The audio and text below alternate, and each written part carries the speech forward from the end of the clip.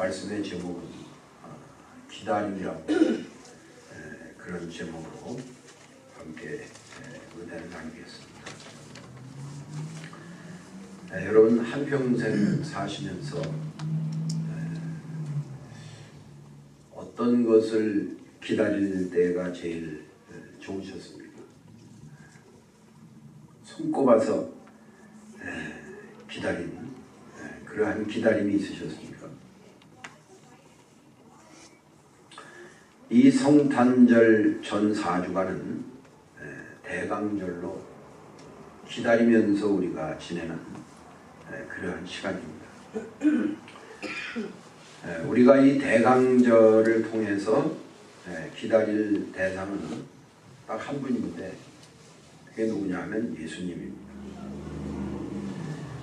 그래서 저와 여러분들은 이제 이 대강절 절기에 두 가지 내용을 가지고 기다려야 되는데, 하나는 탄생하실 예수님, 성탄이 예수님의 탄생이라고 할 때에 탄생하실 예수님을 이 대강절 절기를 통해서 간절히 기다립니다. 그리고 두 번째 기다림의 내용은 뭐냐 하면 그 예수님은 2000년 전에 오셨잖아요. 그렇죠? 이제 이 대강절 절기에 우리가 간절히 기다려야 될 예수님은 어떤 예수님이십니까? 다시 오실 예수님. 그러니까 이 대강절 절기에 예수님을 기다리는데 그 내용은 탄생과 재림을 우리가 간절한 마음으로 기다리면서 이 대강절 절기를 지내야 한다고 하는 거죠.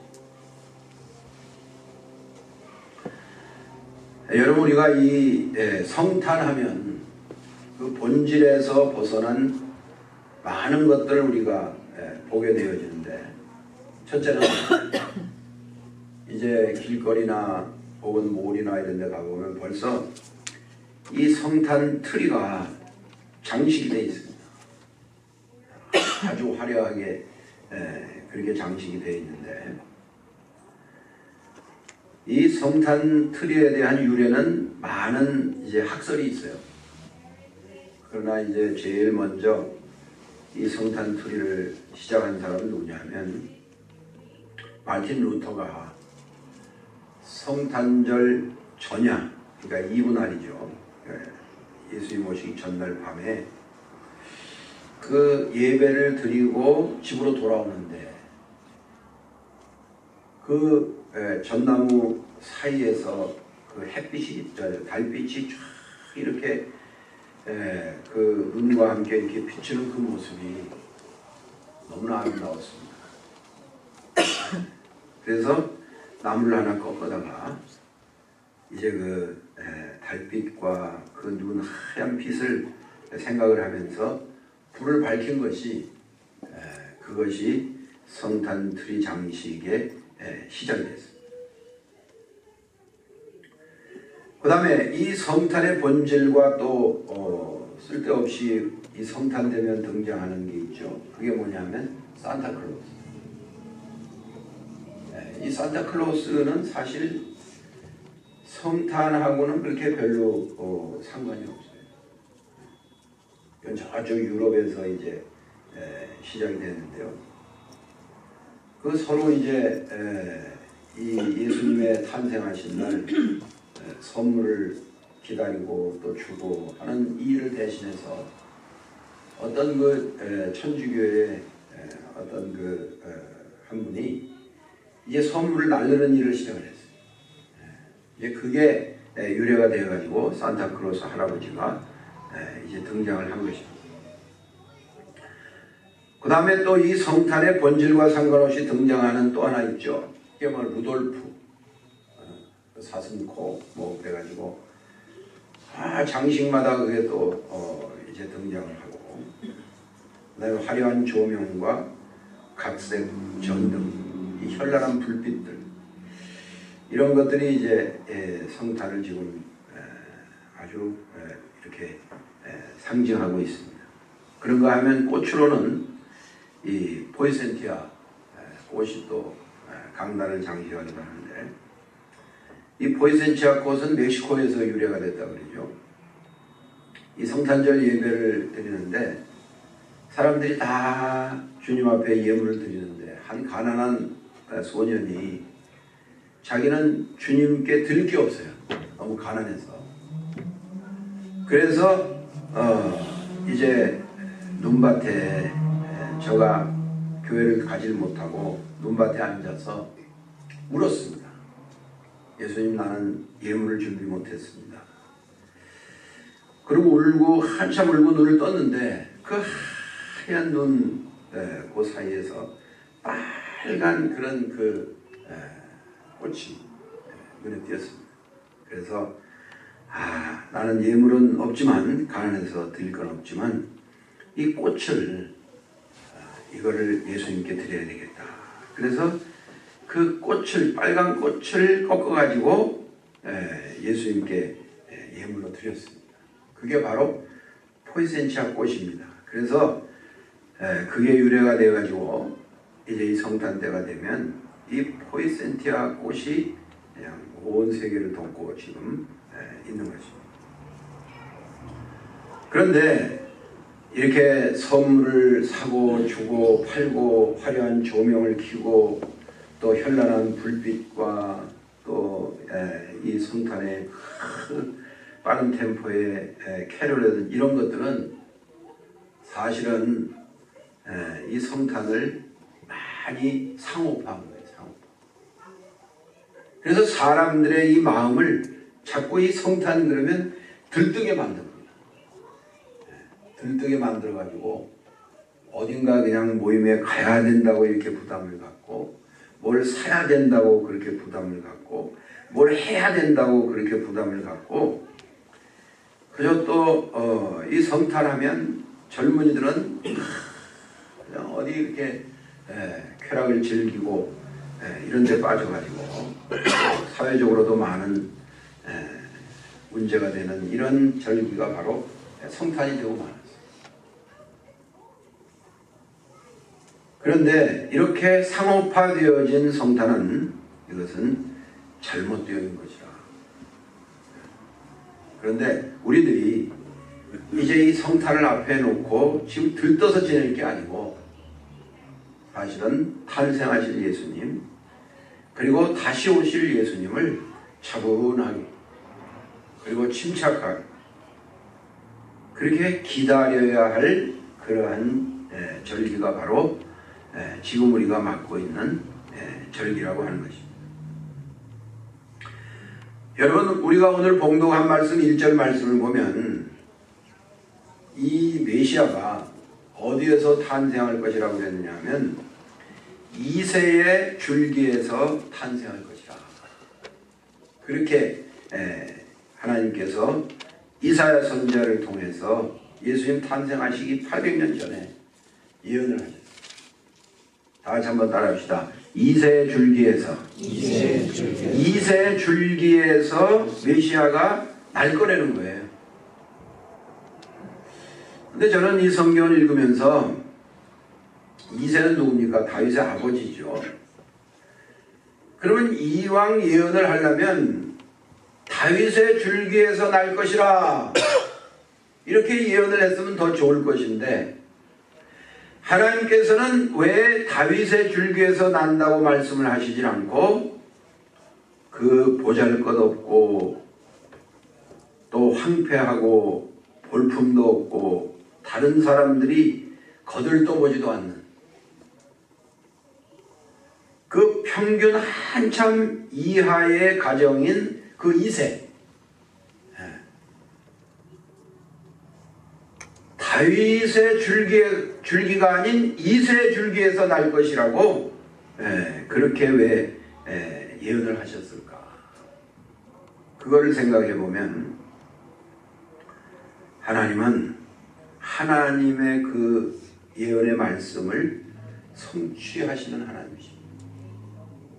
이새의 줄기에서 메시아가 날 것이라고 하는 것은 이 세상 아무도 생각하지 못했어. 상상하지를 못했어. 그런데 이새의 아들이 다윗이죠. 그 다윗이 목동이었죠. 그리고 그 목동이 왕이 됐잖아요.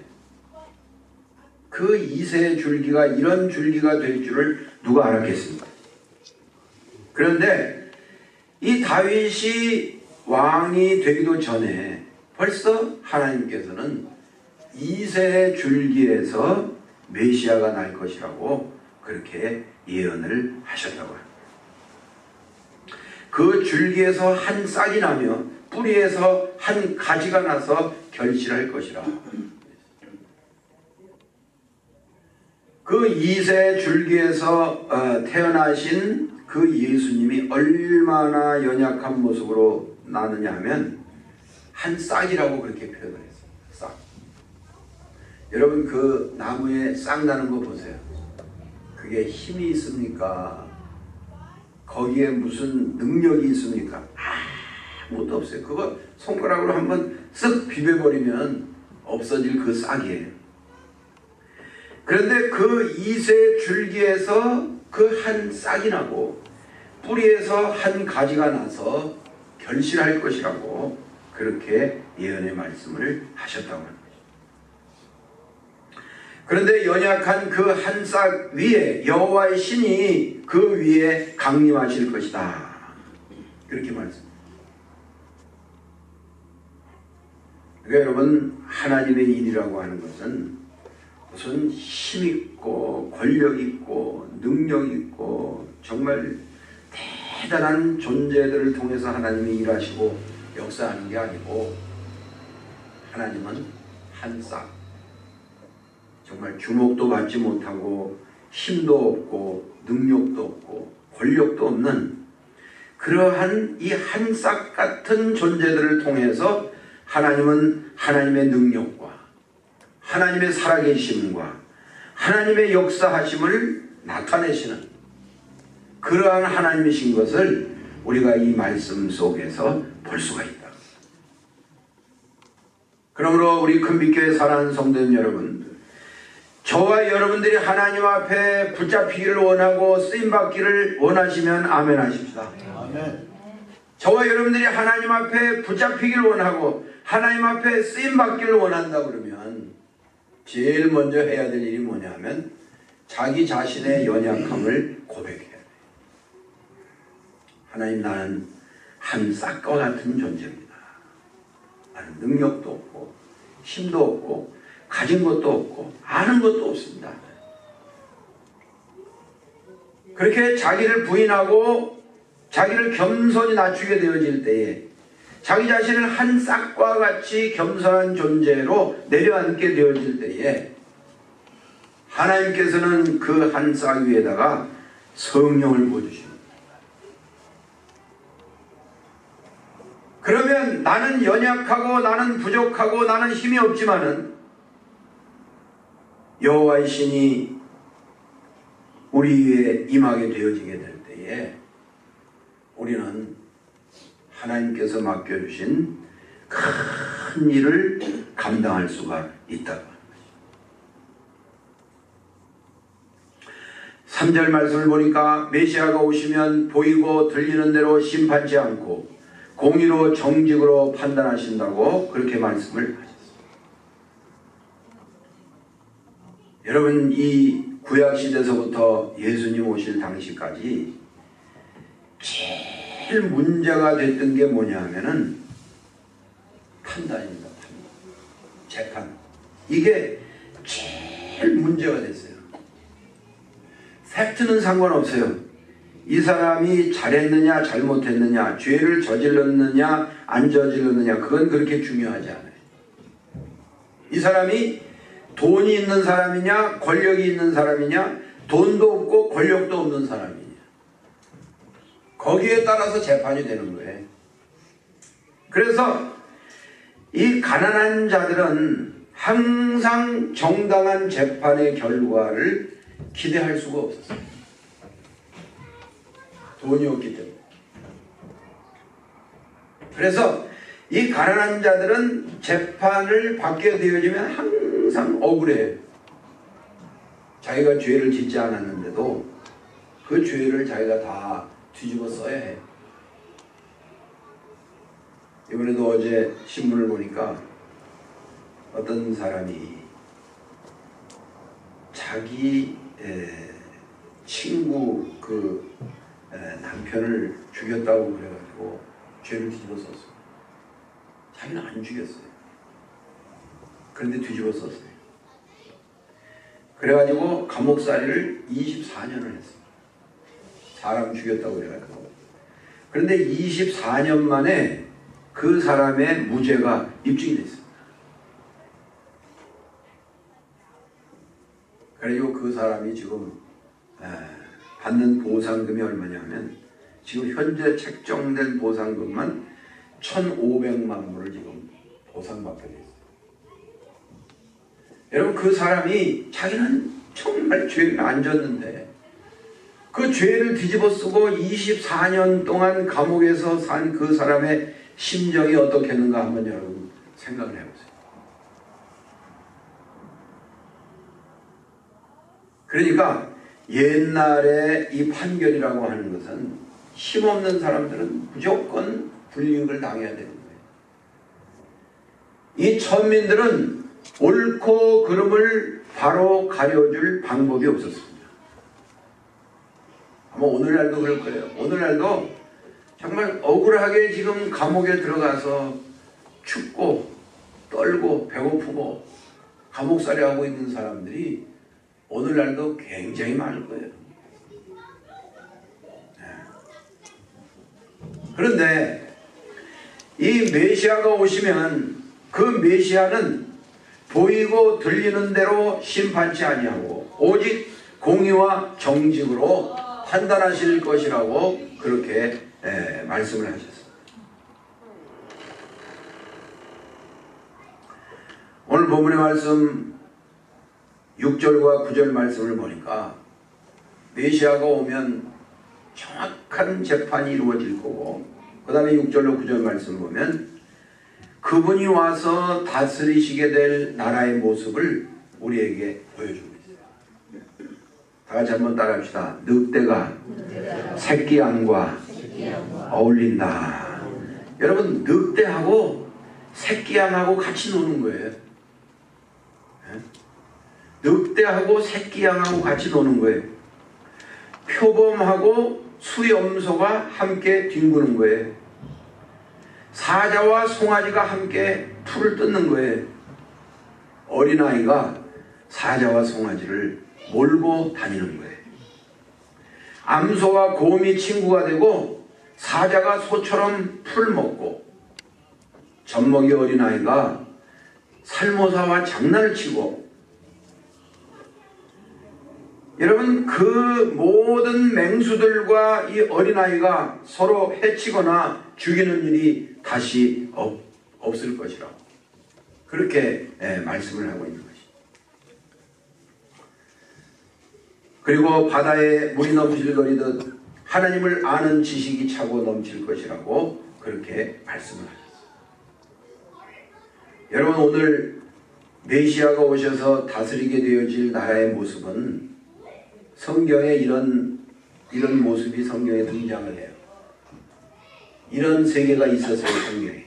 그게 어디입니까? 그게 어디죠? 에덴 동산이에요. 에덴 동산에서는 누굴 죽이는 게 그런 게 없었어요. 다 어울리는 거예요. 늑대가 새끼양과 어울리고 표범이 수염소와 같이 뒹굴고 사자와 송아지가 함께 풀을 뜯고 어린아이가 그들을 몰고 다니고 암소와 곰이 친구가 되고 사자가 소처럼 풀 먹고 젖먹이가 살모사와 장난을 치고. 여러분, 그 에덴 동산에서는 서로 해치거나 죽이는 일, 그런 일이 없었다고 하는 것입니다. 그런데 언제 이런 일이 깨졌느냐? 아담이 타락한 이후부터 인간의 본성이 타락이 되고 짐승들까지 기질이 타락이 되면서 잔인하고 포악하고 악의를 품고 해를 끼치는 무시무시한 존재들이 되고 말았다고 합니다. 에덴을 잃어버린 이후에 이 세상은 이렇게 살벌한 세상이 되어버리고 말았다고 하는 것입니다. 그런데 이 잃어버린 신라원이 다시 회복이 되어질 것이라고 하는 거예요. 언제? 메시아가 오게 돼요.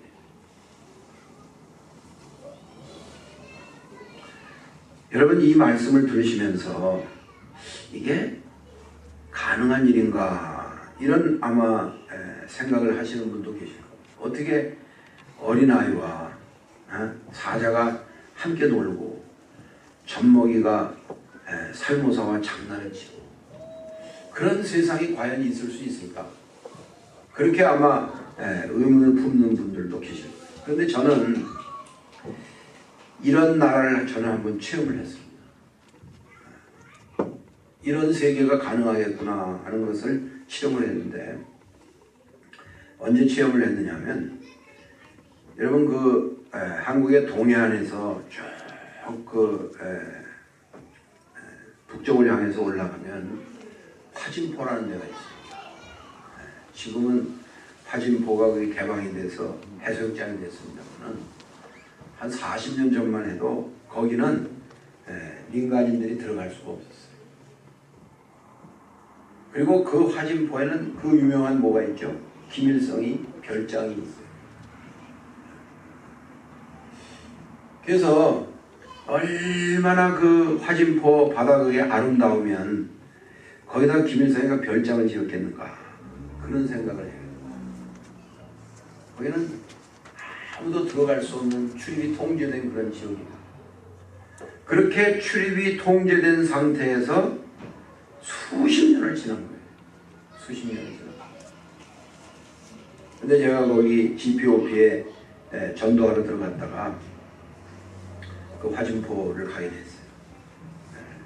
전도하고 나서 그 화진포 바다에 발을 담그면서, 야, 정말 아름답다 그러고 있는데, 뭐가 이 바닷물에 발을 담그고 있는데 뭐가 와서 다리를 툭툭툭툭툭 쳐요.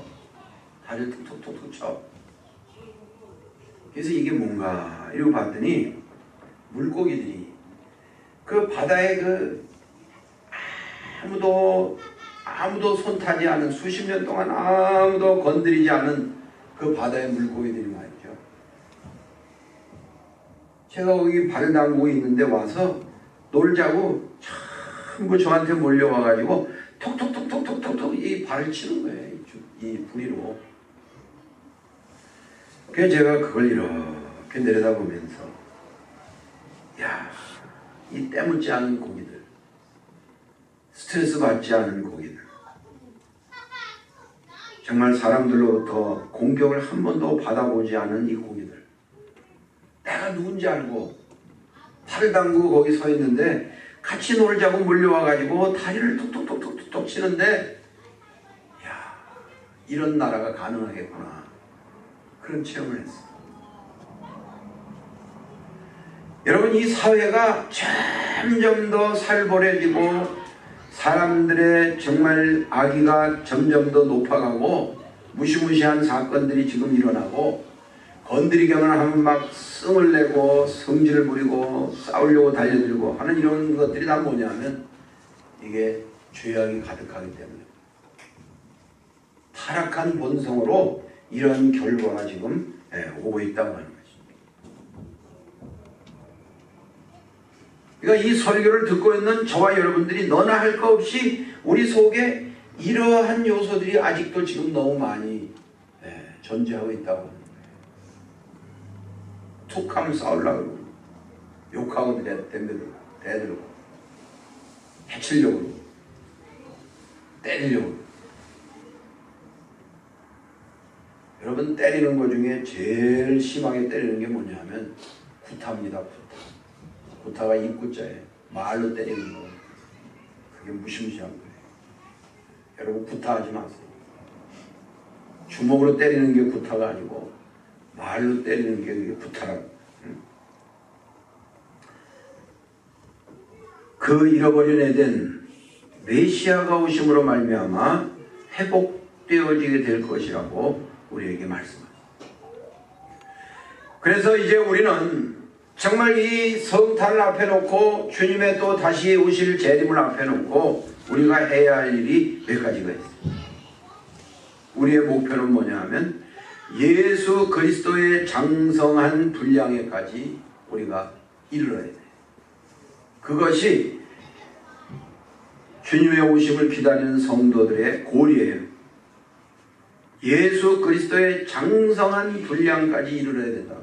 한번 저를 따라해 주시기 바랍니다. 예수 그리스도의 장성한 분량까지, 예수 그리스도의 장성한 분량에까지 이르러야 돼요. 우리는 그게 주님의 오심을 기다리는 우리의 고리라는 거예요. 그러기 위해서는 우리는 날마다 말씀을 묵상해야 돼요. 날마다 묵상해야 돼요. 그 다음에 두 번째는 그리스도를 아는 지식이 더하도록 해야 됩니다. 그 다음에 세 번째는 말씀이 행동으로 열매를 맺도록 해야 된다. 그래서 날마다 말씀을 묵상하고 그리스도를 아는 지식이 더하도록 하고 말씀이 행동으로 열매를 맺게 되어질 때에 저와 여러분들은 우리 주위에 있는 많은 사람들에게 좋은 영적인 영향을 끼칠 수가 있다고 하는 것이죠. 여러분, 예수 믿는 사람들이 다 똑같은 사람이 아니에요. 어떤 사람은 주위 사람들에게 좋은 영적인 영향을 주는 거예요. 좋은 영향을 줍니다. 그런데 이 영향은 좋은 영향만 있는 게 아니야. 나쁜 영향도 있어요. 어떤 사람들은요, 예수를 믿는다고 하면서도 다른 사람들에게 좋은 영향을 끼치는 게 아니고 나쁜 영향을 끼치는 사람들. 우리 금빛교회 사랑하는 성도님들은 예수 그리스도의 장성한 분량에까지 이르기 위해서 날마다 말씀을 묵상하고 그리스도를 아는 지식이 더하도록 하고 말씀의 행동으로 열매를 맺어서 한평생 만나는 모든 사람들에게 영적인 좋은 영향을 끼치고 살아가시는 하나님의 백성들 되어지시기를 주님의 이름으로 축원합니다. 아멘. 여러분, 이 기다림이 이 사회가 현대화되면서 이 기다림이 참 어렵게 그렇게 되어졌어요. 어렵게 되어졌어요. 원래 우리 한국 사람들은 굉장히 성격도 느긋하고 기다릴 줄 아는 그러한 백성들이었다고 그러죠. 그런데 어떤 사람들은 그렇게 얘기해요. 일제치하에 그 일본 사람들의 압제에 견뎌내기 위해서 정말 눈치 보고 재빠르고 머리를 막 핑핑 돌리고 막 그러면서 굉장히 빨리빨리 하는 그러한 국민성으로 변화가 됐다. 그렇게 이제 말씀하시는 분들이 계세요. 또 어떤 사람들은 식품에다가 영향이 있다고 이렇게 얘기를 해서 라면 나온 이후로 우리는 밥을 해도 어떻게 해요? 우선 불을 떼고 감아서 그 두꺼운 쇠에다 솥에다가 밥을 쫙 또 불을 떼다가 그 다음에 또 뜸을 들이려면 불을 빼고 말이죠. 이래가지고 한참 기다렸다 먹는 그런 우리나라였었는데 이 라면이 나온 다음에 막 3분 안에 먹어야 돼. 3분 안에 딱 해서 그냥 그 기다림을 우리가 잃어버렸다. 라면도 종류가 많죠. 1부터 10까지 그 라면 이름이 다 있습니다. 1 하면 1번지 라면, 2 하면 200년, 3 하면 삼양라면, 4 하면 사발면, 5 하면 500년, 6 하면 육개장, 7 하면 칠보면, 8 하면 팔동항산, 9 하면 구수한 안성탕면, 10 하면 열라면. 그래가지고 그냥 1부터 10까지 라면 이름을 다 붙였죠. 막 그냥 마켓에 가보면 라면 종류가 왜 이렇게 많은지. 그래서 일제체에서 살아남기 위해서 그렇게 재빠른 민족이 됐구나. 그것도 영향이 있는 것 같고, 또 이 식품에 뭐든지 막 인스턴트로, 요새는 뭐 밥도 햇반만 해가지고 마이크로웨이브 막 1분만 돌면 먹게 이렇게 됐죠. 라면도 그렇고 이런 것도 영향이 있다, 그런 생각이 됩니다. 그러나 여러분, 우리에게서 제일 인격을 성숙하게 하고 사람을 정말 철들게 만드는 것은 이 기다림이에요. 기다림.